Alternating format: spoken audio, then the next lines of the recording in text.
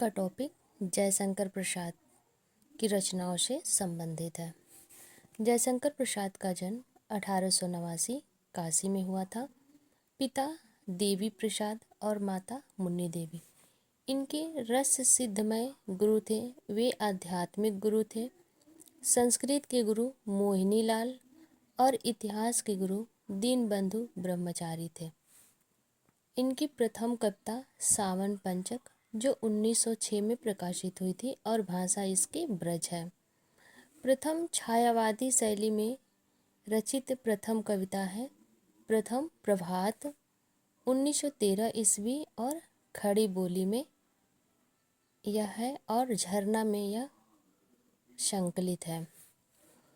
प्रथम पुस्तककार के रूप में रचना है उर्वशी जो 1909 में है और चंपू काव्य है और इसकी भाषा ब्रज है। खड़ी बोली में प्रथम काव्य संग्रह है कानन कुसुम, प्रकाशन वर्ष है 1913 ईस्वी। प्रेम राज्य 1909, उर्वशी 1909, बनमिलन 1909, अयोध्या का उद्धार 1910, सो को श्वास 1910, बभ्रुवाहन 1911, कानन कुसुम 1913, प्रेम पथिक 1914, महाराणा का महत्व 1914, चित्राधार 1918, झरना 1918, लहर 1933, आंसू 1925 और कामायनी 1935। ये उनकी रचनाएं थीं। अब है प्रेम राज्य जो 1909 में प्रकाशित हुआ था। 1909 में इसकी भाषा थी ब्रज और 1914 में खड़ी बोली में अनुवाद किया गया।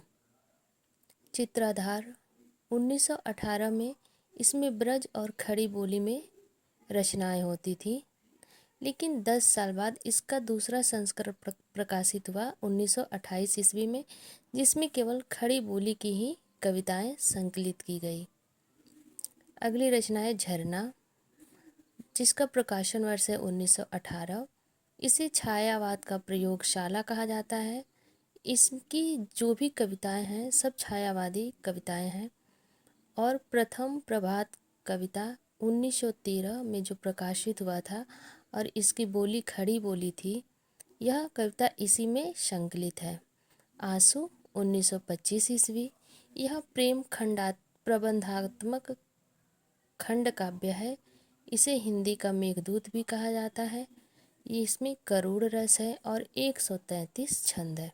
शुक्ल जी ने इसे विप्रलंब श्रृंगारी रचना माना है।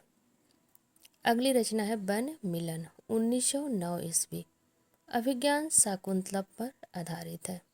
लहर 1933 ईस्वी। यह जयशंकर प्रसाद की सबसे प्रौढ़तम काव्य संग्रह है लहर। इसमें 4 लंबी कविताएं हैं। अशोक की चिंता, पेशोलों की प्रतिध्वनि, प्रलय की छाया और शेर सिंह का शस्त्र समर्पण। यह था जयशंकर प्रसाद की रचनाएं और उनके कुछ महत्वपूर्ण फैक्ट।